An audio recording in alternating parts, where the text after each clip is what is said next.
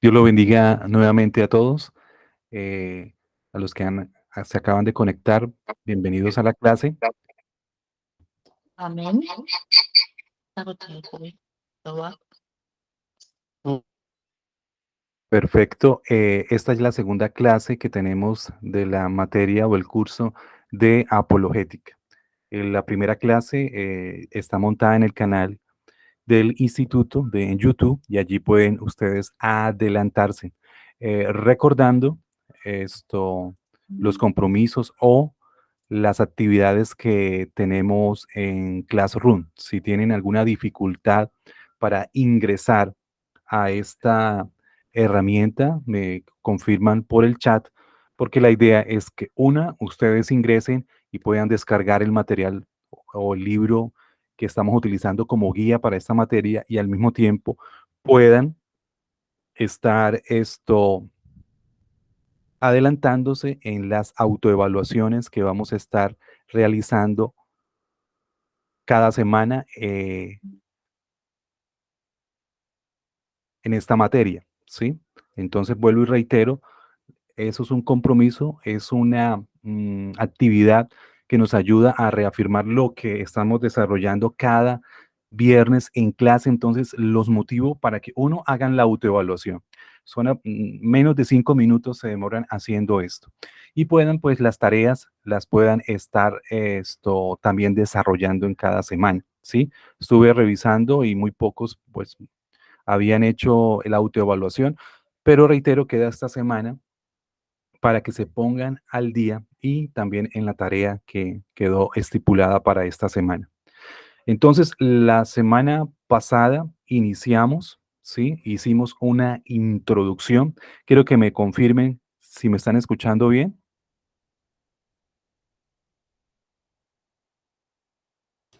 Sí, señor, se escucha muy bien. Perfecto.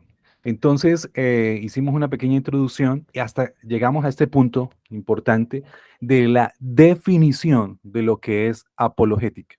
¿Qué es la apologética cristiana? Definíamos la palabra apologética como defensa, ¿sí? Cuando hacemos defensa de alguna ideología, defensa de alguna idea, defensa de algo que nosotros creemos que es lo correcto y exponemos nuestros argumentos para demostrar que lo que creemos es cierto. Entonces, ¿qué es la apologética cristiana? Disciplina que consiste en ofrecer y presentar defensa y evidencia. Cuando nosotros damos defensa, pero para poder dar una buena defensa tenemos que tener evidencias, evidencias de la veracidad y confiabilidad de la fe cristiana. Que nosotros podamos dar esas evidencias de que nuestra fe cristiana es veraz y es confiable. O sea, es razonable ser cristiano. Aunque estamos hablando de fe, de algo espiritual, podemos a través de la razón entender y comprender de qué es esa fe cristiana, ese mensaje de salvación. Lo podemos asimilar. Entonces, es importante la apologética por la cantidad, de herejías que se están levantando, otro punto de los cuestionamientos que hoy en día se están haciendo a la fe cristiana. Y si no tenemos una buena defensa que tenga evidencias realmente, nosotros no vamos a poder enfrentar las diferentes corrientes ideológicas que se están levantando hoy en día en el mundo entero. Entonces, defensa y evidencia. Entonces, hablamos de la clase pasada de que la apologética es defensiva porque defiende la veracidad y confiabilidad de las escrituras, y ofensiva también en el sentido que ataca las falsas enseñanzas antibíblicas, esas cosmovisiones que no tienen una correcta interpretación o no se basan en una correcta interpretación de la Biblia. Pero aquí algo importante, que cuando hacemos una apologética verdadera, cristiana, nosotros no atacamos la persona. Porque cuando hay un debate, nos encontramos con alguien de otra religión que procesa otra doctrina totalmente diferente a la nuestra, siempre terminamos en una discusión, en un altercado. Y ahí lo que estamos atacando es a la persona. pero no debemos atacar a la persona, debemos atacar sus creencias. Esa creencia que tiene una base que no es que no tiene evidencias correctas. Entonces, para yo poder derrumbar esa creencia, yo tengo que tener argumentos sólidos, evidencias sólidas que demuestren que lo que está creyendo la otra persona es algo falso, que lo que está creyendo la otra persona no es algo correcto. Pero reitero, es a las creencias, no a la persona la que nosotros debemos atacar. Y para poder atacar las creencias, pues tenemos que tener conocimientos. Si no tenemos conocimientos sólidos, pues difícilmente vamos a poder argumentar para defender nuestra fe. Por eso es tan importante la apologética, porque nos ayuda a tener argumentos, nos ayuda a tener evidencias, ¿sí? Para poder defender lo que creemos o en lo que creemos. ¿Y cuál es la finalidad de la apologética? ¿Cuál es la finalidad de que nosotros hagamos defensa de nuestra fe?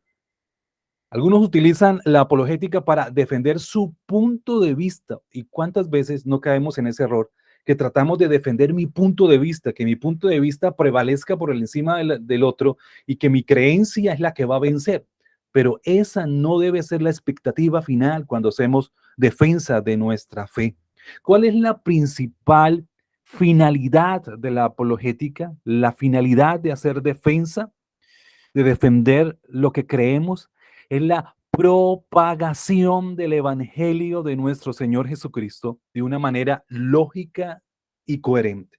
Cuando defendemos nuestra fe, nuestra intención es que llevar a la otra persona a través de argumentos lógicos a que reciba esta creencia en Cristo, en el Evangelio, ¿sí? Y se convierta y tenga ese encuentro con Dios. Es la propagación del Evangelio.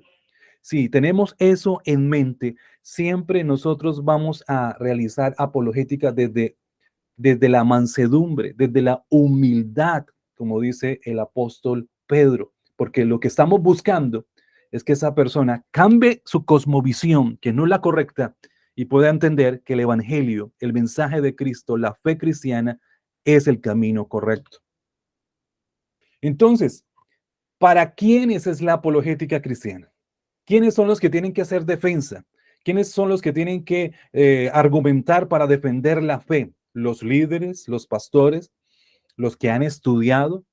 Para todo cristiano, todo aquel que profesa la fe cristiana debe estar preparado para hacer defensa de la fe. Los cristianos deberían ser capaces de explicar porque ellos tienen fe en Jesús. O sea, yo tengo que tener la capacidad de poder explicar por qué creo en Jesús, por qué tengo la certeza de que el mensaje que tengo es el correcto y debo tener los argumentos para poder defender lo que yo estoy viviendo y lo que yo estoy creyendo. Lo que les decía Pedro, primera de Pedro 3:15, si no santificad a Dios, el Señor, en vuestros corazones y estad siempre preparados para presentar defensa, estar siempre preparados. El gran problema es que no estamos preparados. Cualquier corriente o cualquier ideología que hoy, o corrientes ideológicas que se están levantando, no tenemos los argumentos para poder contrarrestar a alguien que crea en esas ideas, en esa nueva era, en ese posmodernismo, en esa donde se dice que no hay una verdad absoluta. ¿Cómo poder contrarrestar todas esas corrientes ideológicas? Entonces Pedro dice, tenemos que estar preparados para hacer defensa, apología, con mansedumbre y reverencia ante todo el que os demande razón de la esperanza que hay en nosotros, la esperanza de una resurrección, la esperanza de un Cristo resucitado, porque en eso se basa nuestra fe. Vana sería nuestra fe si Cristo no hubiera resucitado de entre los muertos, pero eso es lo que fortalece nuestra convicción, convicción, perdón, nuestra cosmovisión cristiana. Entonces, la apologética es para todos nosotros. ¿Para quién es la apologética cristiana? Para todos los cristianos. ¿Por qué? Los cristianos deberían ser capaces de criticar, censurar, reprender las cosmovisiones antibíblicas. O sea, deberían estar preparados para poder contrarrestar todas esas corrientes heréticas, todas esas corrientes de falsas doctrinas, ¿sí? Que están desviando a muchos de del verdadero camino porque no están fuertemente cimentados en lo que están viviendo, en lo que están a través, por medio de sus labios, profesando haber creído. Porque muchos pueden decir, yo creo en Dios, pero el punto es, ¿conoce a ese Dios? ¿Puede usted argumentar que lo que está creyendo es verdadero?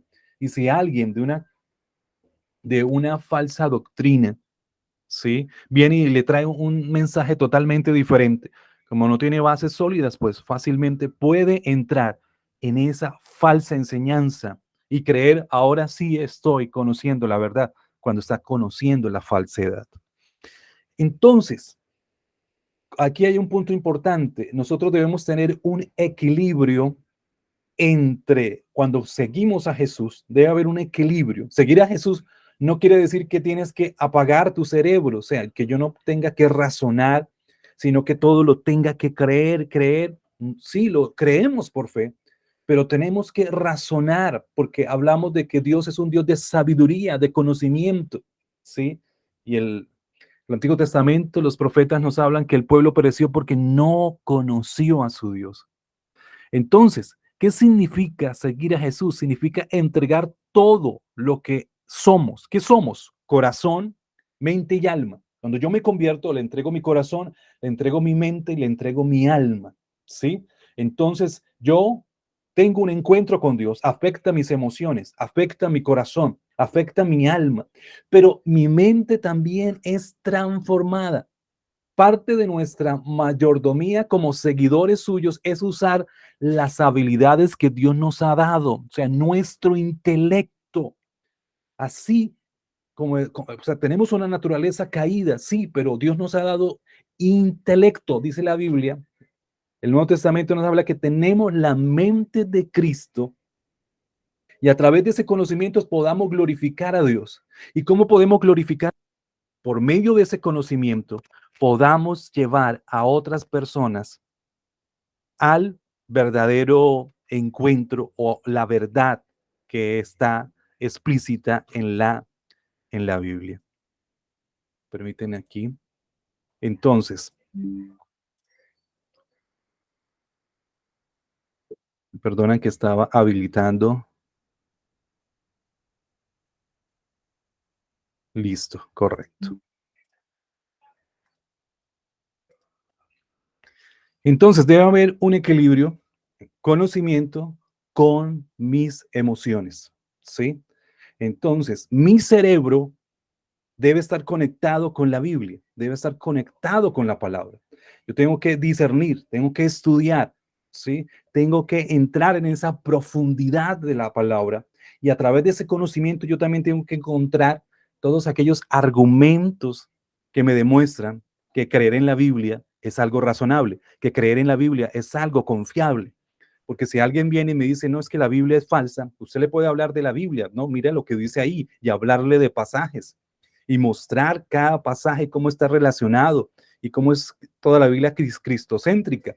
Pero alguien le puede decir, es que la Biblia no es confiable, tiene muchos años de existencia y ya eso fue de otra época y no para nuestra época. Es un libro que no muestra realidades o verdades actuales.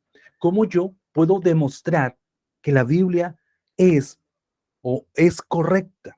¿Sí? O sea, tiene una creencia que es verdadera, que no es solamente una parte mística, sino que la misma historia nos demuestra que la Biblia es confiable por todo la evidencia histórica en cuanto a la composición de la Biblia. Yo puedo demostrar que creer en la Biblia es correcto, no simplemente meditar en ella. Sí, pero ¿por qué medito en ella? Porque es confiable, porque hay muchas evidencias eh, históricas de hallazgos que me demuestran que lo que está en la Biblia No es un cuento, sino una realidad, ¿sí? Entonces, un equilibrio entre mi mente con mi corazón. ¿Por qué no hacemos apologética? Porque sentimos miedo de no tener un conocimiento que pueda refutar el conocimiento de la otra persona. Pero para eso estamos, para aprender, y estamos en ese proceso para poder adquirir todos esos argumentos que me ayuden a defender que mi fe cristiana, mis creencias cristianas. Es por eso que, aunque el mensaje del evangelio siempre es el mismo en esencia, o sea, el evangelio nunca ha cambiado. Desde los tiempos de Jesús hasta esta época, el mensaje, la verdad, las buenas nuevas de salvación siguen siendo lo mismo. No ha cambiado el mensaje. El mensaje siempre, en esencia, es el mismo. Pero no siempre podremos exponerlo de la misma manera, porque las inquietudes varían de persona a persona. A algunos les bastaría una exposición simple y llana del Evangelio y lo reciben y lo creen y lo aceptan, mientras otros van a ser más inquisitivos, o sea, van a cuestionar más la fe, van a tener argumentos de corrientes modernas para cuestionar las creencias que hay en la Biblia. Y entonces allí yo ya tengo que tener un conocimiento más profundo para poder argumentar y defender mi fe cristiana. Por eso es importante hacer apologética, porque podemos defender nuestra fe no importando el contexto ni la persona con la cual nosotros estemos hablando. Entonces, hasta este momento de lo que hemos visto, ¿tienen alguna pregunta, alguna inquietud? O les hago una pregunta directa. ¿En algún momento ustedes han defendido su fe? ¿Y qué experiencia han tenido de defender su fe? ¿Cómo les ha ido? ¿Y de qué? ¿Y cómo ha terminado esa conversación? ¿Sí? Porque hemos tenido esa experiencia, pero sí fue positiva o por el contrario, quizás fue negativa porque terminó de la forma incorrecta y no logrando, recordemos el objetivo. ¿Cuál es el objetivo de defender nuestra fe? ¿Cuál es el objetivo de hacer apologética? Lo que acabamos de ver en unas presentaciones anteriores. Y si alguien lo comparte en este momento, ¿cuál es el principal fin de la apologética? Es la propagación del evangelio, y como decíamos, de una manera lógica y coherente, ¿no? Sin entrar en controversia o sin entrar en pleito con la otra persona. Correcto, hermano César. Así es. O sea, el objetivo de la apologética no es que yo salga victorioso, ¿sí? Y una alma se va sin Cristo. No. Yo creo que perdimos ese encuentro.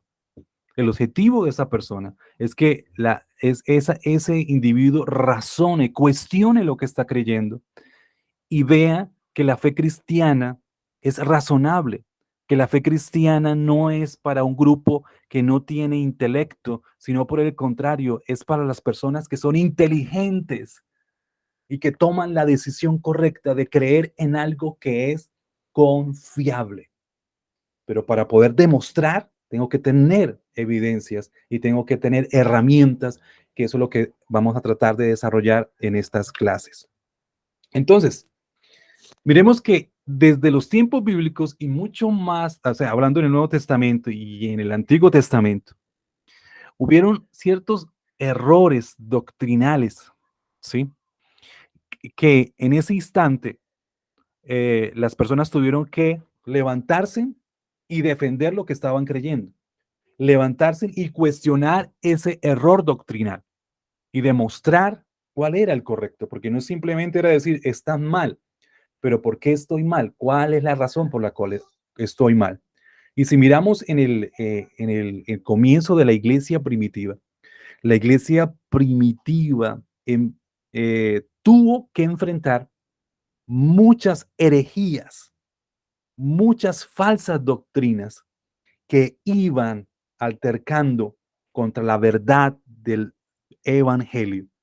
Y miren que una de las razones por la cual, ¿sí? Por la cual los evangelios o la transmisión del evangelio, que en un principio era oral, ¿sí?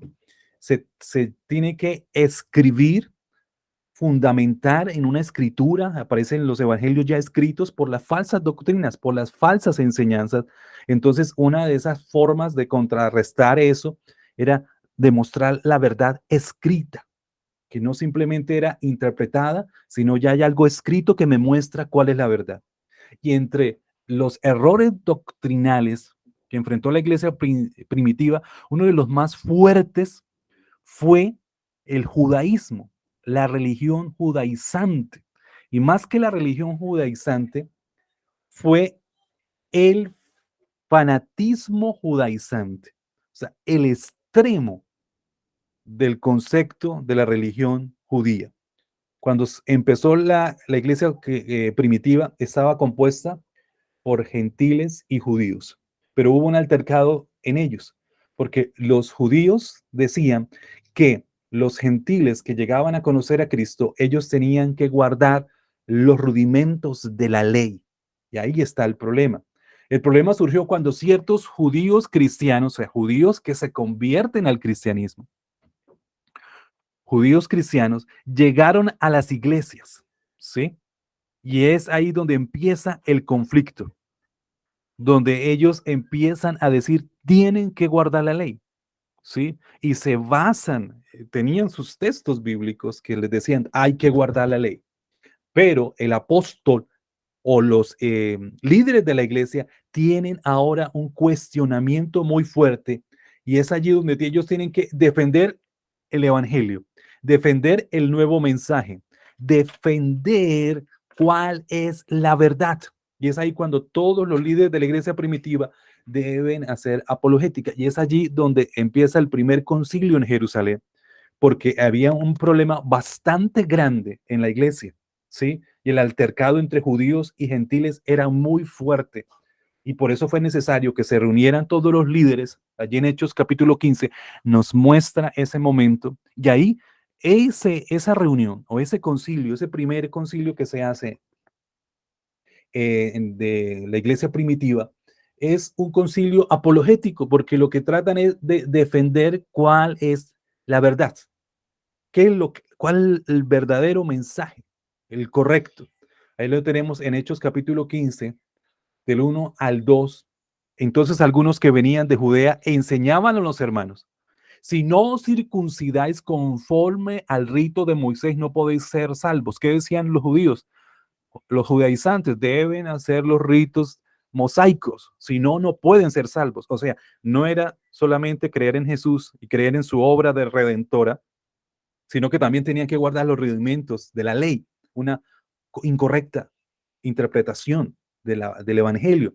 Pablo y Bernabé tuvieron una discusión y contienda no pequeña con ellos. Estaban haciendo apologética, defendiendo la verdad. Por eso se dispuso que Pablo, Bernabé y algunos otros de ellos subieran a Jerusalén a los apóstoles y a los ancianos para tratar esta cuestión. Y ahí fue donde surge el primer concilio y se llega a la decisión que los gentiles no debían guardar la ley, sino da ciertos argumentos o ciertas cosas de las cuales sí tenían que guardar, ¿sí? Como lo sacrificado a los ídolos, guardarse de fornicación, no comer sangre de ahogado, en fin. Entonces, pero nunca les habla acerca de la ley. La ley, o sea, el libro de Santiago nos muestra, ¿sí? Esto, o Pablo más bien, siempre cuestionó, el libro de Gálatas, es una defensa, es una apología del verdadero evangelio, cuestionando los rudimentos de la ley. Ya no estamos bajo la ley, sino bajo la gracia. El propósito de la ley era llevarnos a Cristo. Ya conocimos a Cristo, ya la ley nos tiene que soltar porque cumplió su propósito. Entonces, esos eran algunos de esos errores doctrinales que enfrentó la iglesia primitiva y ellos tuvieron que hacer apologética, tuvieron que defender la correcta verdad. Entonces, ¿qué decían los judíos? Hay que guardar la ley. ¿Cuál es la interpretación correcta? la gracia. O sea, por medio de Cristo, del sacrificio que hizo Jesús en la cruz, ese sacrificio ha sido perfecto y no necesitamos ya estar bajo la ley. Ahí donde les digo, aparece el primer concilio y se toma la decisión, no es bajo la ley, sino bajo la gracia y ciertas normas que se deben cumplir en la iglesia. Otra de las herejías que enfrentó la iglesia primitiva fue lo que habla Juan en Apocalipsis, y es la doctrina de los Nicolaitas. Los Nicolaitas, en Apocalipsis 2, 6, 20 nos habla acerca de esto. Constituyeron un movimiento herético en la provincia romana de Asia Menor, y se menciona ahí en Apocalipsis 2, 6 y 15. A la iglesia de Éfeso se le dice, pero tienes esto, que aborreces las obras de los Nicolaitas, los cuales yo también aborrezco. Entonces, ¿quiénes eran los Nicolaitas? Era un grupo, sí, que se fue levantando con creencias incorrectas que tenían que ser atacadas y cuestionadas. Probablemente los Nicolaitas contemporizaban con la idolatría propia del ambiente grecorromano. Es decir, rendían culto al emperador. O sea, estos Nicolaitas o este grupo de los Nicolaitas rendían culto, lo creían como un dios al cual rendían adoración, aparte de la idolatría o de otras creencias que los llevaban a la adoración que no fuera Dios. Entonces, la iglesia en Éfeso atacó esta cosmovisión, que era una idea incorrecta, ¿sí? Y que no debían aceptarla dentro de la iglesia. Por eso Juan resalta esto de la iglesia en Éfeso. Aborreces esas ideas de los nicolaitas, ¿sí? No las aceptas no eran aceptadas dentro de la iglesia. Y otra tercera creencia errónea o doctrina errónea de la iglesia primitiva fue el gnosticismo. La palabra gnosis significa conocimiento. Entonces, según el gnosticismo, ciertas personas, ciertos individuos escogidos, tienen el conocimiento supremo, tienen el conocimiento de la verdad. O sea, por medio del conocimiento es que logran entrar en esa superación espiritual, ¿sí? Y ese conocimiento superior es el que transmiten, o esa gnosis la transmiten a otras personas para que sean liberadas también y puedan entrar en esa superación personal.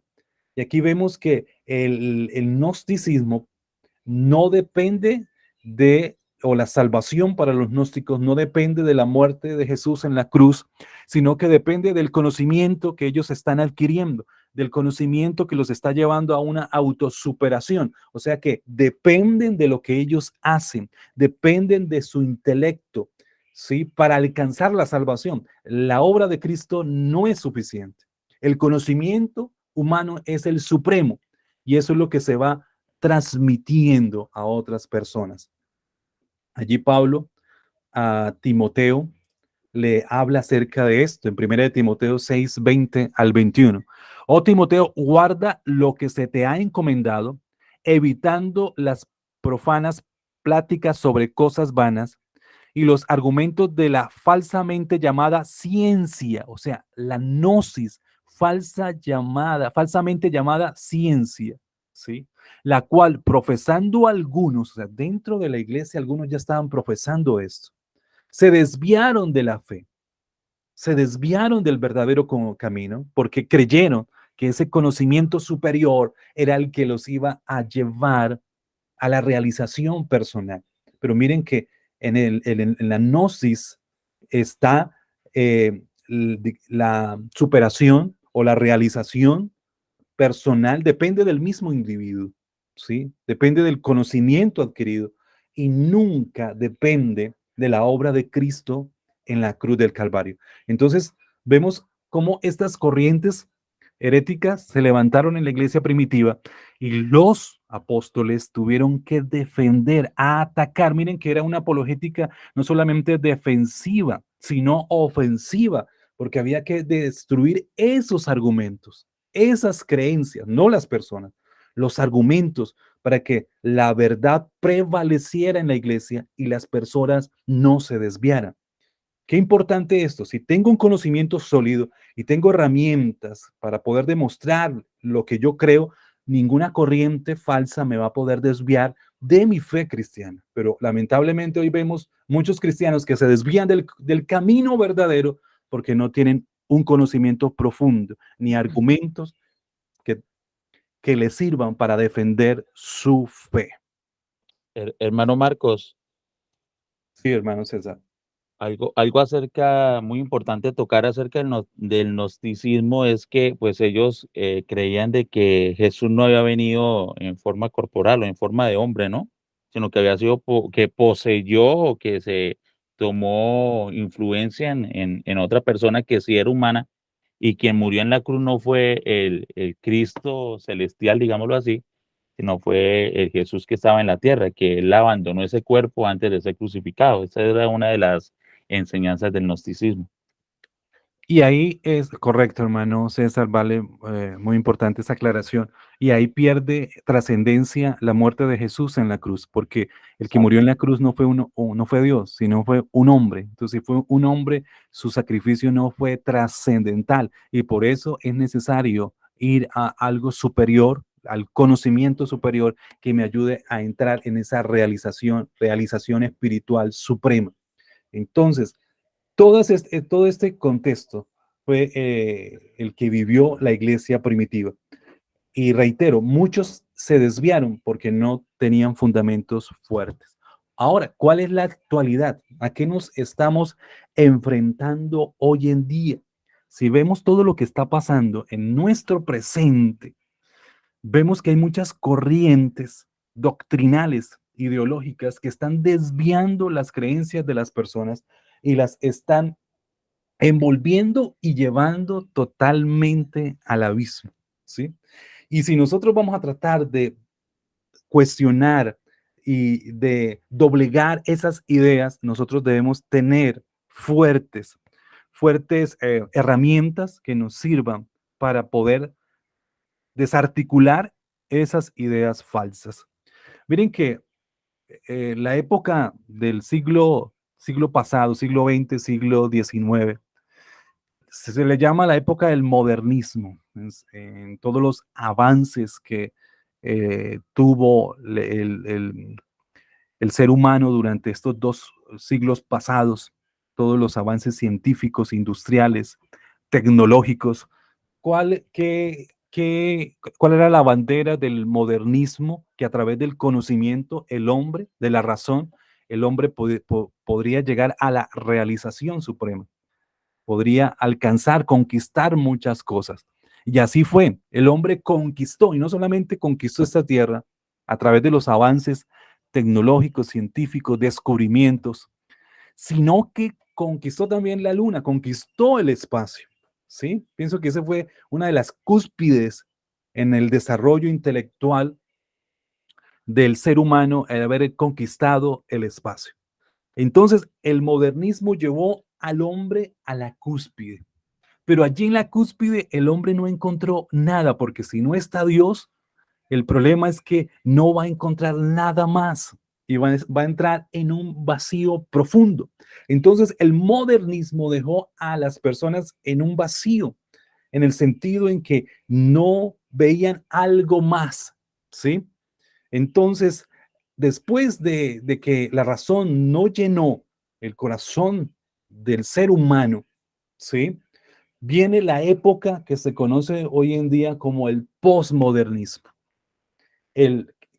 De cómo, ya que el modernismo no llenó totalmente las expectativas, pues hay una revolución, hay un replanteamiento de cuál debe ser la dirección que debe tomar el ser humano hoy en día y hacia dónde debe apuntar. A eso es el modernismo, después del modernismo. ¿Y cuáles son los postulados del posmodernismo? ¿Cuáles son las cosas en las que están impulsando lo que está impulsando el posmodernismo y lo que todas estas ideas, todos los gobiernos a nivel mundial también las están tomando? Porque estamos entrando en ese nuevo orden mundial, donde hay una idea que va a gobernar y hacia eso está apostando toda esta corriente del posmodernismo. Entonces, ¿qué es lo que promulgan? ¿Qué se promulga en esta corriente ideológica? Que las personas pueden crear su espiritualidad. Yo puedo crear mi espiritualidad. ¿Cómo puedo ser místico? ¿Cómo puedo ser espiritual? ¿Cómo la puedo crear? Miren el punto. Yo puedo crear mi parte espiritual tomando de todas las otras religiones, especialmente el medio del Oriente Medio, del hindú, del hinduismo, del budismo, de todas esas doctrinas del Medio Oriente y de las demás doctrinas, tomar una parte de ellas, la que mejor me guste, la parte en la cual me siento mejor. Yo tomo algo de esa creencia y voy armando mi espiritualidad. Tomo algo del hinduismo, del budismo, ¿sí?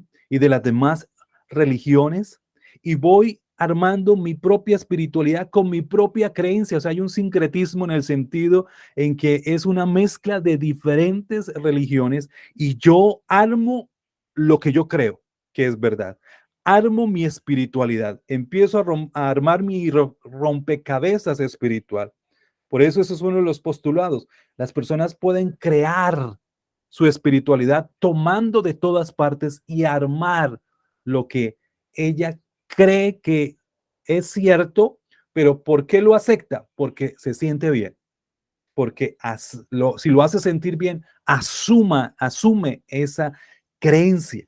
Entonces, ya no tenemos una espiritualidad que está enfocada hacia una sola creencia, sino una espiritualidad que está enfocada a todas las creencias, ¿sí? Y que cada persona la puede desarrollar como quiera.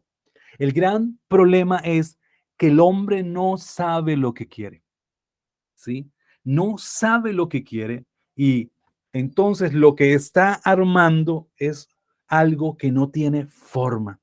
Entonces, crear su espiritualidad. Otra postulado es negación a la verdad objetiva, a la verdad absoluta.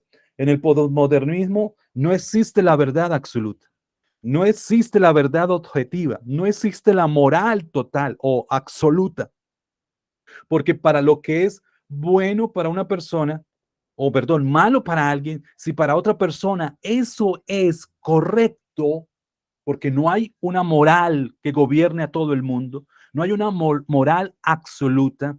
Entonces, si para mí es correcto, entonces es valedero, aunque sea para la otra persona sea malo, pero si yo lo asumo como algo correcto, pues tiene que ser valedero. Me tienen que respetar lo que yo estoy creyendo. Por eso hoy vemos cómo en el gobierno que lamentablemente tenemos, se dan ideas como que se quite o se despenalice el incesto, ¿sí? ¿Por qué llegamos a ese punto? Porque es que no hay una verdad absoluta, no hay una moral absoluta, ¿sí? Yo creo, si para mí está bien, entonces deben aceptar lo que yo estoy creyendo, porque lo que busca el modernismo es que las personas no miren hacia afuera, sino miren hacia dentro de ellos. Porque según lo que promulgan ellos, es que el hombre ha estado restringido, amarrado en una de sus áreas, en el área que se están enfocando, estaban amarrados, ¿sí? En su área sexual y había que liberar esa área para que el hombre pudiera desarrollarse. Entonces, como hay una libertad, cada uno asuma cómo se siente en esa área y desarrollese y los demás tienen que aceptar eso porque no hay una verdad absoluta.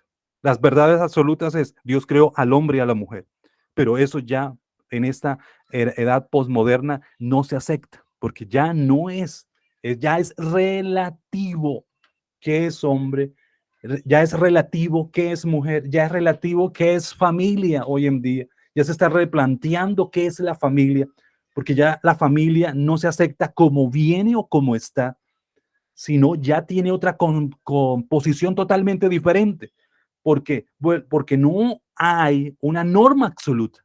Cada familia se desarrolla según se van desarrollando en sus gustos y en sus placeres. El punto está en que entre más las personas buscan en sí mismo, se van hundiendo más en un pecado que los va a llevar a la destrucción. Pero esto fue lo que el siglo pasado este filósofo alemán Nietzsche, Friedrich Nietzsche, hablaba de la muerte de Dios. Él decía que Dios iba a morir. ¿En qué sentido? En que las verdades absolutas iban a desaparecer y que cada uno iba a gobernar su existencia como quisiera. ¿Sí? Porque ¿cuál es el objetivo? Y ahí está el otro postulado del posmodernismo, la búsqueda de la paz personal. O sea, usted tiene que buscar su paz personal como la desee y como en el lugar donde se sienta mejor. Por eso la verdad no es absoluta porque yo la encuentro en cualquier sitio y de cualquier otra forma. Entonces, si esa me gusta, yo la recibo porque me da paz, pero realmente lo que están buscando es placer. Si le da placer, lo asume como una verdad. Y a eso lleva el posmodernismo, a un individualismo. O sea, yo soy único y me tienen que respetar. Y tienen que dejarme actuar como yo deseo. Todo es relativo y ya no hay una verdad, y esa verdad que se va a cuestionar en este tiempo es Dios no existe. O si existe, está en otro espacio, ya nos dejó y ahora nosotros vamos a luchar por lo que queremos y hacia donde queremos ir. Entonces, ¿cómo nosotros vamos a atacar todas estas ideas, todas estas corrientes que a dónde están apuntando? Al aborto, a dónde están apuntando, ¿sí? A la ideología de género, a dónde están apuntando, a dónde están llegando. Miren, ahora en España ya se autorizó, legalizó que los niños a partir de los 16 años podían cambiar de sexo sin la autorización de sus padres a los 16 años, porque este es el libre desarrollo. Eso es lo que busca el posmodernismo, el libre desarrollo sin límites de una persona. Y este es uno de los errores grandes que está cayendo la humanidad hoy en día. ¿Me regalan un momento, por favor?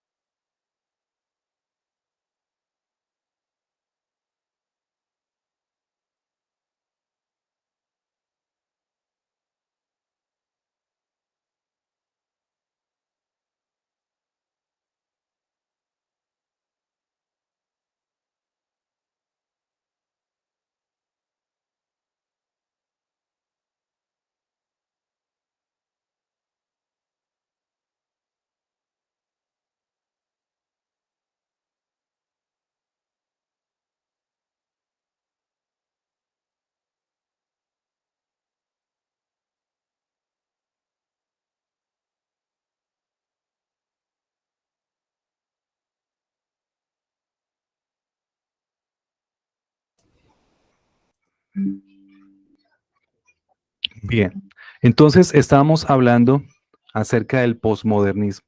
¿Tienen alguna duda sobre lo que les estoy hablando, sobre lo que les estoy comentando?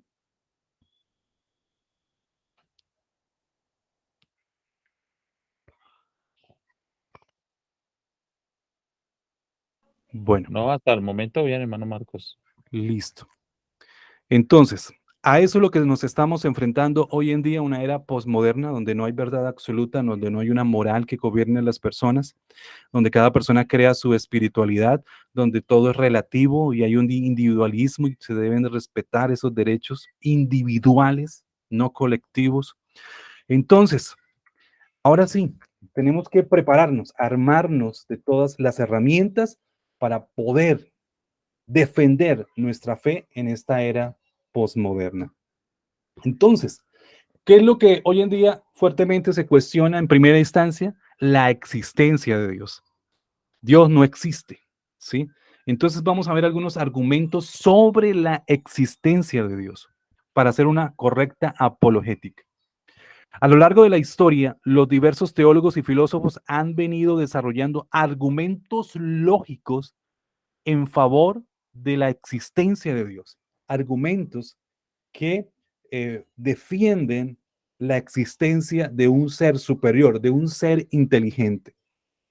El problema, ¿cuál es el problema con respecto a demostrar la existencia de Dios? El problema con la existencia de la divinidad es que no hay manera de contrastarla empírica o experimentalmente. O sea, usted no puede llegar a hacer un experimento en el laboratorio para demostrar de que Dios existe.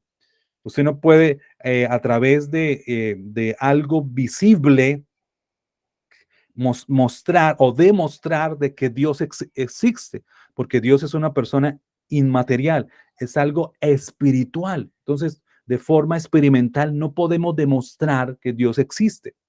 Dios, al no ser materia que cambia en el tiempo y el espacio, no es susceptible de verificación por los sentidos humanos. O sea, no podemos crearlo o, o hacer experimentos con Dios para demostrar su existencia.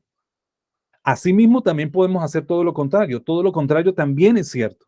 Es imposible demostrar que Dios no existe por la misma razón anterior. O sea, Él es una persona inmaterial, ¿sí? Pero entonces, ¿cómo podemos demostrar que Dios existe? Pues hay argumentos que no es que traten de explicar la existencia de Dios, pero sí me dan un fuerte indicio de que creer en Dios es razonable, de que creer en un Dios es lógicamente razonable. Y eso es lo que vamos a desarrollar en estos siguientes minutos. Argumentos sobre la existencia de Dios. Vamos a analizar 4 argumentos. El argumento cosmológico, el argumento del diseño, el argumento moral y la moralidad conduce a Dios. Estos argumentos son los que vamos a estudiar en estas próximas clases. Y hoy vamos a analizar el argumento cosmológico. ¿Qué nos dice el argumento cosmológico? Y aquí voy a tratar de ir lo más despacio que pueda. ¿Qué es el cosmos? El cosmos es todo lo que existe, todo el universo, todas las galaxias, todos los planetas, toda, todo el universo en su totalidad. A eso es lo que nosotros llamamos cosmos, ¿sí? Todo lo que hoy existe a nuestro alrededor en su totalidad, el universo en su totalidad. Entonces, ese universo, la pregunta es, ¿cómo empezó? ¿Cómo inició? ¿Sí?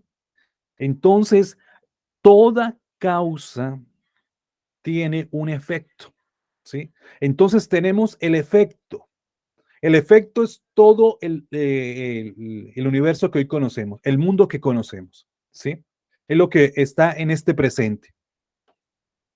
Ahora, ¿cuál fue la causa que generó este efecto? ¿Cuál fue la causa primaria que dio comienzo al universo? ¿Sí? Por eso habla del argumento cosmológico. Todo lo que existe vio tener un comienzo. ¿Y quién fue? ¿Cuál fue la causa que generó ese efecto del universo? Pues ese Dios. comienzo, esa causa es Dios. Dios fue el causante del universo. Dios fue el causante de la vida en esta tierra. Dios fue el causante de todo lo que nosotros vemos hoy en día con respecto a la creación, ¿sí? Entonces, ¿qué quiere decir? El cosmos depende totalmente de Dios en cuanto a su existencia. Para que el cosmos pueda existir, necesita de Dios, necesita de su creador. Caso contrario, Dios no necesita del cosmos. Dios no necesita del universo. Dios no necesita de las personas para subsistir. Él no depende del cosmos para poder vivir. Uno de los atributos de Dios es la autoexistencia, que Dios tiene propia existencia, existe por sí mismo, ¿sí? Él no necesita algo externo, ¿sí? Que lo ayude a existir, porque él, para tener comunión, no necesita de las personas, ¿sí? Antes de que todo existiera, existía Dios, ¿sí? En el principio, miremos la teología de Juan en su evangelio. En el principio era el verbo y el verbo era con Dios. O sea, en el principio, ¿quién existía? Antes que todo este universo viera la luz, ¿quién existía? Ya, ¿quién estaba en este mundo? Dios. Ahora, durante ese tiempo que no existía el universo y Dios estaba, él estaba en comunión. Claro que estaba en comunión. Estaba en comunión con la Trinidad estaba en comunión. O sea, Dios no necesita estar en armonía ni en comunión, no necesita del hombre, porque ahí está la Trinidad, ¿sí? Por medio de la Trinidad está esta comunión perfecta de Dios, ¿sí? Entonces, importante, ¿Dios necesita del universo? ¿Dios necesita de las personas para existir? No. El caso contrario, el universo sí necesita de Dios para poder subsistir, para poder mantenerse, ¿sí? Toda causa, entonces, el principio del universo, ¿cuál es? Toda, o sea, toda causa tiene un efecto, ¿sí? Todo lo que hay en este mundo creado tuvo una causa. Todo lo que vemos tiene causa y efecto, porque ese fue el principio que le dio la luz a este mundo. Causa y efecto. ¿Cuál fue el causante de este mundo? Ese es Dios. A eso está apuntando el argumento cosmológico. Entonces, una de las variantes del argumento cosmológico es el argumento cosmológico Kalam. La palabra Kalam viene del Islam y significa discurso, y era una forma en la cual a través del razonamiento, a través del dialecto, perdón, del discurso, llegaban a ciertas conclusiones teológicas, ¿sí? Entonces, con ciertas palabras, ciertos argumentos, eh, ciertos razonamientos, podían llegar a una conclusión teológica. A eso llama el argumento, o eso es Kalam, el argumento. Ahora, el argumento cosmológico Kalam es utilizar razonamientos que me lleven a una conclusión teológica. Entonces, ¿cuál es la pregunta principal para poder desarrollar este argumento? ¿Por qué existe algo en vez de nada? ¿Por qué existe algo en vez de nada? O sea, ¿por qué está este universo? ¿Por qué está este universo y por qué no existe? O sea, ¿por qué no quedó en la nada todo? ¿Por qué existe lo que hoy vemos? ¿Por qué existe todo lo que nos está rodeando en vez de la nada? Entonces, ¿la ciencia puede responder a esta pregunta? O sea, ¿por qué existe algo en vez de nada? La ciencia no puede responder a esta pregunta, ¿sí? Porque tendría que hacer sus experimentos. Y para hacer los experimentos en la ciencia deben tener materia. Y la materia debe existir, o sea, debe existir una materia prima, ¿sí? Pero el punto para demostrar la existencia de este mundo es que de la nada, ¿cómo vino la nada? De la nada, ¿cómo apareció todo esto? Y ahí es donde la ciencia no logra poder concretamente y puntualizar la existencia de este mundo. Pero a través de la filosofía, a través del razonamiento, podemos llegar por medio de unos razonamientos a una conclusión que me dice que Dios existe, que me dice cómo comenzó este mundo. A eso apunta el argumento cosmológico Kalam, que a través de ciertos razonamientos yo puedo llegar a la conclusión de que este mundo tuvo un comienzo, una causa principal, y esa causa principal es Dios. Entonces, ¿cuál es el primer razonamiento? ¿Cuál es el primer argumento? ¿Cuál es el primer razonamiento que hace este argumento cosmológico Kalam? El primero de ellos es: todo lo que comienza a existir requiere una causa. Ese es el primer postulado del argumento Kalam. Todo lo que comienza a existir requiere una causa. ¿Qué quiere decir esto? Que todo lo que hoy conocemos en este mundo lo generó algo. Hubo una causa que generó esa cosa. Hubo una causa que generó esta persona.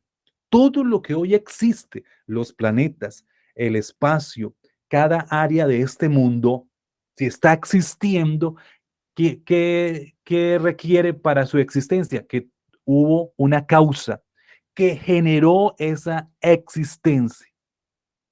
El segundo postulado del argumento Kalam es que el universo comenzó a existir.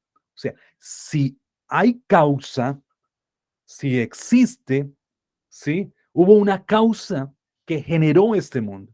Entonces, esa causa dio el comienzo del universo. El universo comenzó a existir, porque todo lo que conocemos en el mundo hay una regla que cumple absolutamente. Si eso existe, vuelvo y reitero, es porque hubo una causa. ¿Y qué me demuestran estos dos postulados? Que el universo requiere una causa. O sea, si el universo está existiendo, entonces necesitaba una causa que le diera el comienzo de su existencia. ¿Y cuál es esa causa que le dio el comienzo a este mundo? Pues una entidad superior. Estamos hablando de una entidad inteligente que está apuntando hacia Dios. Entonces, vamos a desarrollar un poco cada uno de estos postulados del argumento Kalam. El primero de ellos que dice: todo lo que quiere, todo lo que comienza a existir requiere una causa. Entonces, miremos esto. Es cierto que en el universo todo aquello que empieza a existir necesita alguna causa que lo haya hecho. Un niño tuvo una causa, unos progenitores, ¿sí?, que lo engendraron. El niño no apareció de la noche a la mañana, ¿sí? Hubo una causa que generó su existencia, unos progenitores. Lo mismo sucede con los animales. Un leoncito tuvo un progenitor, una causa que generó su existencia. No apareció de la nada, no fue una cigüeña que lo trajo, en el caso de los bebés. Y miren, no solamente estamos hablando de los seres vivos, porque decimos, el argumento Kalam habla de que si existe en este universo es porque tiene una causa. Los minerales, los diamantes y todos los minerales tuvieron una causa que los generó. O sea, un diamante, un mineral, no apareció de la nada. No apareció el diamante, no. Hubo una causa, un proceso que generó ese mineral, que generó ese diamante. Y a ese proceso, a esa causa, se le llama la mineralización, que es la transformación de la materia orgánica que la lleva a convertirla en un mineral, en este caso, en un diamante. Entonces, miren que aún las cosas inertes, perdón, como los minerales, tuvieron una causa que los generó, ¿sí? No aparecieron de la nada. Y así sucede en todo el universo. Cada aspecto de nuestro universo, de nuestro mundo, de nuestra esencia, tiene una causa. Tiene una causa que lo ha generado, ¿sí? Entonces, todo lo que comienza necesita una causa capaz de originarlo. Eso es lo que avala el argumento cosmológico Callan. Si existe es porque hubo una causa que fue capaz de originarlo. Si existe este satélite que vemos aquí, es porque hubieron personas, científicos, ingenieros, que lo construyeron y lo colocaron en el espacio. No es que la noche a la mañana apareció ese satélite en el espacio, no, hubo una causa. Hubo unas mentes inteligentes que lo programaron, lo armaron y lo enviaron al espacio. Así sucede en todos los aspectos de este mundo. Ahora, algo muy importante con respecto a esto es que Dios no entra en esta categoría, ¿sí? Porque estamos hablando de lo creado. Todo lo que hoy existe ha sido creado. Tuvo su comienzo porque hubo una causa que lo originó. Pero Dios no entra en esta categoría de creación. Suponiendo que existiera, Él sería por definición eterno, ya que jamás habría empezado a existir. Y por supuesto, nunca moriría. Tal es la idea que intenta expresar el salmista, decir, desde el siglo y hasta el siglo, tú eres Dios. ¿Sí? O sea, de esta de este argumento tenemos que sacar a Dios, porque no podemos demostrar la existencia de Dios, porque Dios no es un ser material, es un ser inmaterial, no ha sido creado. Todo lo que hay en este mundo ha sido creado, tuvo una causa.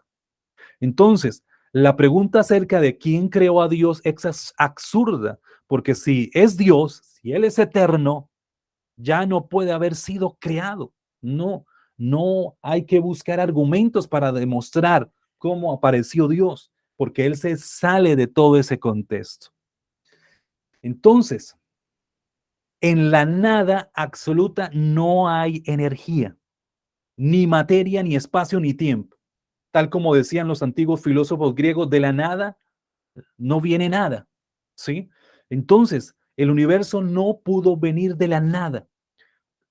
Hubo una causa que generó el universo. Pues bien, todo esto significa que resulta más razonable pensar que las cosas requieren unas causas concretas. O sea, es mucho más razonable yo creer que todo lo que está creado hoy en día, tiene una causa concreta que lo ha creado, que creer que algo que comienza a existir no requiere una causa, ¿sí? Que algo que comienza a existir como el universo no requiere una causa. Miren, eso es lo que dice la ciencia. O sea, la ciencia dice, no nos desgastemos en buscar la causa. El universo empezó y punto. No, eso no es razonable. Es mucho más razonable creer que hubo una causa concreta que generó el universo. Eso sí es razonable.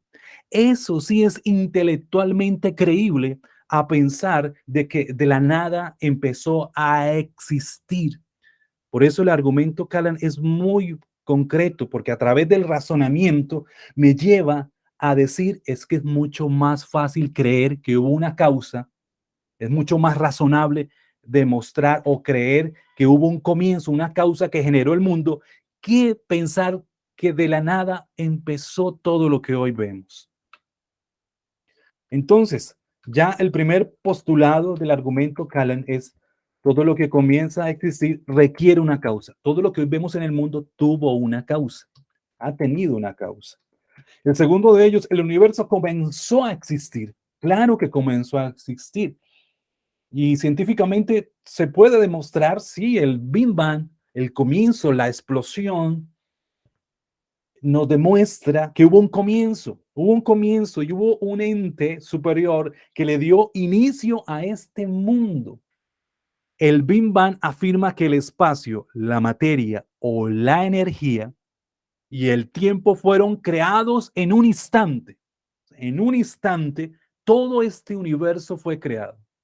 Toda esta energía y esa materia fue creada. Y esto significa que antes de dicho momento no existía ninguna de tales realidades, sino que comenzó a existir. O sea, antes del Big Bang no había absolutamente nada. Luego vino la explosión de la creación de Dios. De la nada aparece la materia, de la nada aparece el tiempo, de la nada empieza a aparecer el universo. El universo comenzó a existir. Entonces, ¿es razonable creer que empezó a existir de la nada? Sí, es razonable en el sentido en que hubo un ser superior que creó el universo de la nada. Entonces, es valedero creer que el universo comenzó a existir a través de un ente superior que lo ha creado. Hoy en día, la ciencia siempre trata de demostrar y alejar a Dios de esa creación.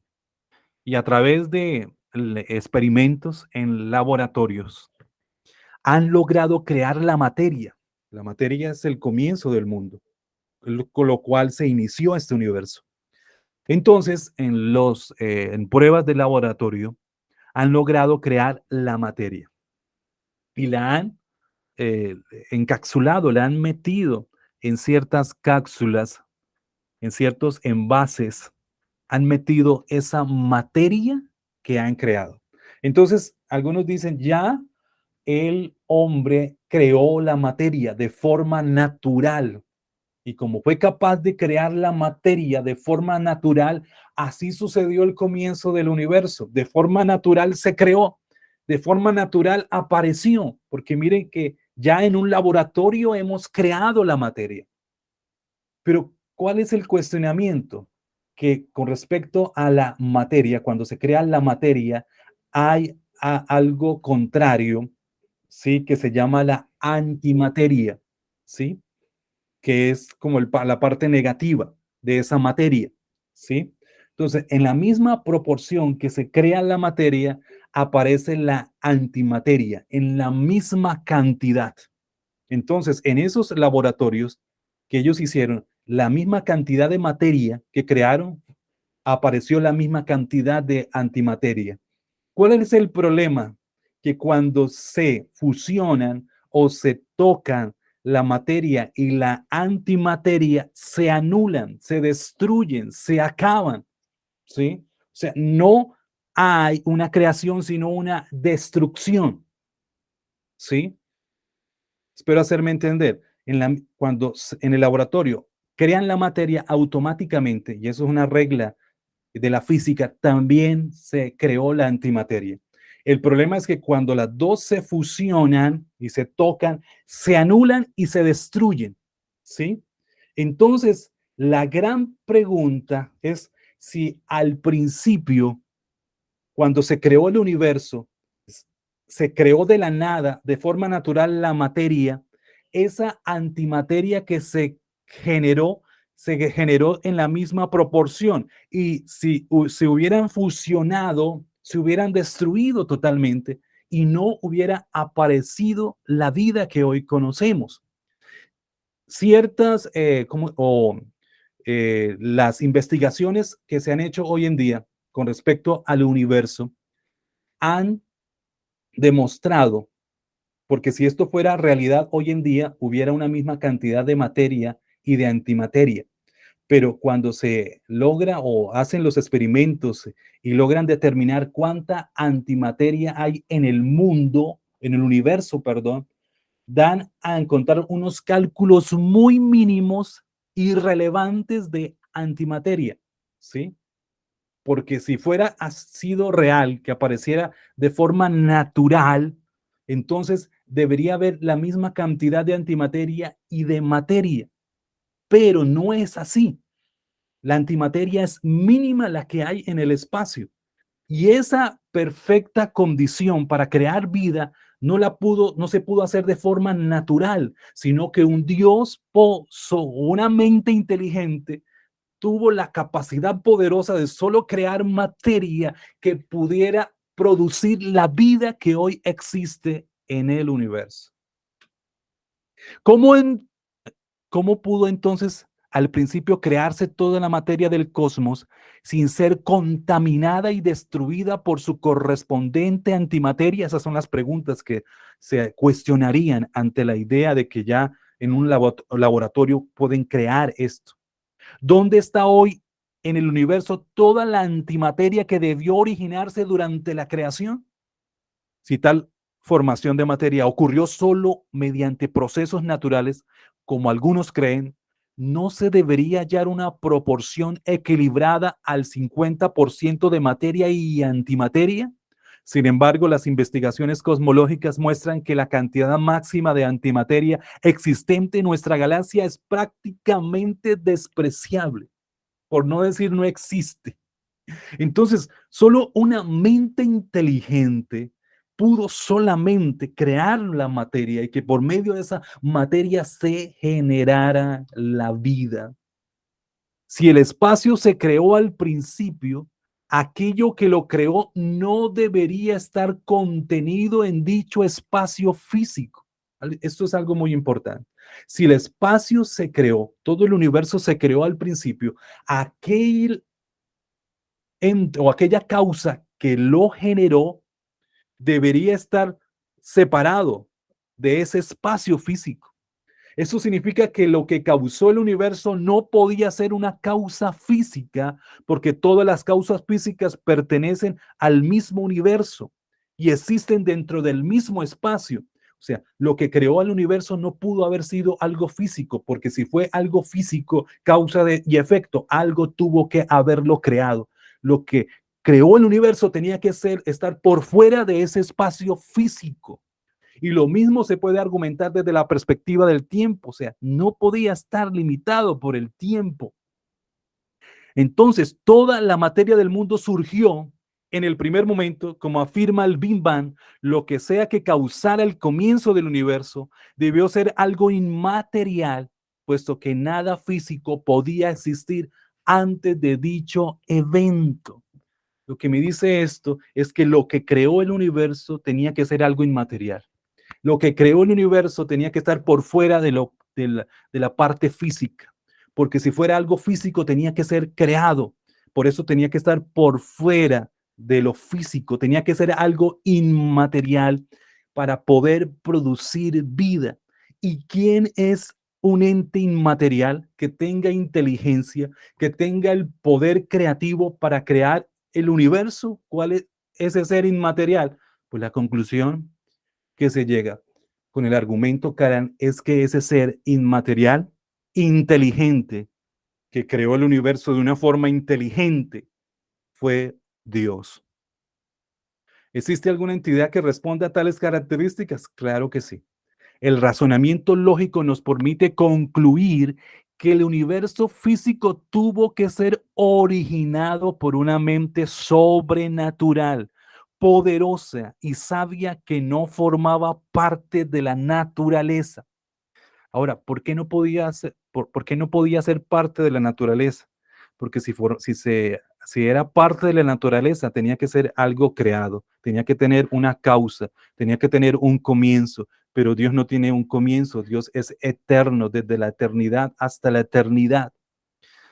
Entonces no tenía que ser, no formaba parte de la naturaleza, ni estaba sometida al tiempo y al espacio. Por lo tanto, como únicamente Dios puede poseer semejantes atributos, porque Dios no está limitado por el tiempo, Dios no está limitado por el espacio, Dios no es algo material. Entonces Dios reúne todos los atributos. Solo Él puede ser la verdadera causa del universo. Dios puede existir sin el universo, sin nosotros. Pero el universo no podría existir sin Dios. Su existencia no depende de nada ni de nadie. ¿Sí? La existencia de Dios no depende de ninguna persona. Él existe fuera de la creación. Es perfectamente capaz de crear el cosmos a partir de la nada, ya que posee la voluntad necesaria para hacerlo o dejar de hacerlo, puesto que es un ser personal. Entonces, a eso es lo que nos lleva el argumento Kalam, que a través de un razonamiento podemos llegar a la conclusión de que Dios existe y Dios es el comienzo de todas las cosas. Dios es el inicio de todo este universo. No sé si tengan alguna duda. Traté de ir lo más Hermano, despacio que pude. hermano Marco, yo creo que referente a este argumento cosmológico, creo que una de las apologéticas que nosotros podemos debatir es hablar acerca de la gran perfección que hay de la creación, ¿no? Siendo de pronto el universo tan grande, infinito, cómo Ah, fue creado todo con una perfección que de la nada no pudiera salir algo tan perfecto como es el universo, ¿no? O el cosmos. sí, correcto. Precisamente ese es uno de los otros argumentos que vamos a estar viendo posteriormente, como es el argumento del diseño, que nos habla de esta perfección. Y es que esta perfección lo que demuestra es que tuvo una mente inteligente que le dio a esa perfección. Entonces, claro que sí, y ese es otro argumento que me demuestra la existencia de Dios. Entonces, el primer argumento que hemos analizado es el argumento cosmológico. Recordemos, el cosmos es todo lo que existe. Y todo lo que existe tiene una causa, tuvo un comienzo. Si está creado y está existiendo, es porque hubo una causa que lo generó, ¿sí? Eso es lo que nos dice uno de los postulados del argumento Callan. Todo lo que comienza a existir requiere una causa. Y todo lo que usted ve hoy en día, por muy pequeño que sea, en el universo, tiene una causa, tiene un ente que le dio origen a eso. Y hablando de la existencia del universo, el universo comenzó a existir. Y para que pudiera existir no necesitaba materia prima. Dios fue esa entidad inmaterial que dio comienzo a este universo. ¿Sí? Eh, no sé si alguno de los otros estudiantes tenga alguna duda, alguna inquietud de lo que hemos manejado hasta el momento o de lo que hemos visto en estas dos últimas clases.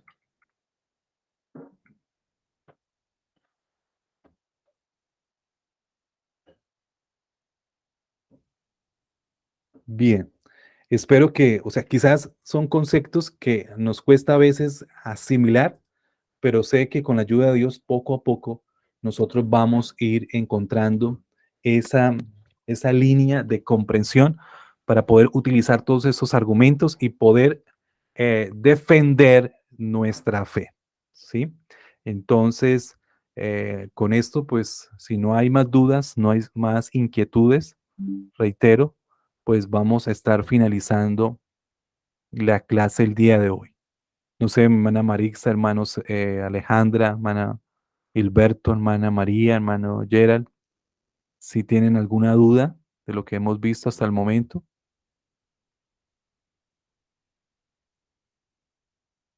Solamente quedamos en revisar otra vez para ver todos esos puntos que usted mencionó, para memorizar, ¿eh? Amén, hermano Gerald. Sé que a veces pues cuesta un poquito Sí, asimilarlo, sí. pero Sí. de igual manera pues ahí va a quedar la grabación para que podamos Amén. nuevamente retroalimentar todo lo que hemos hablado en esta noche. ¿Alguna otra Amén. duda, alguna otra inquietud? No, No, está, no digamos, claro, es muy, digamos, ligero para decir ahora, ¿no? De solamente cuando nosotros revisamos, entonces ya, el mente puede abrir un poco más para captar. Perfecto, sí, Sí. Ujú. la entiendo, hermana María. Amén. Pero lo reitero, ahí está la grabación. Entonces, el Ujú. próximo viernes estaremos hablando del argumento del diseño, el argumento moral. Y bueno, todas estas son herramientas que nos ayudan de una forma lógica poder defender y sustentar Ujú. que lo que creemos es algo razonable y que es la verdad que estamos defendiendo y aceptando hasta el momento. amén, amén, Amén. amén. Sí. Y ya. Bueno, Amén, hermano Marcos. Perfecto. Listo, entonces ya con esto finalizamos la clase del día de hoy. El lunes va a quedar cargada la autoevaluación, no va a haber tarea, pero sí queda pendiente la tarea de la semana pasada. Y bueno, con la ayuda de Dios, el próximo lunes estaremos aquí nuevamente en clase. Así que Dios les bendiga y que los tengan un excelente fin de semana. Amén. Amén. Igualmente.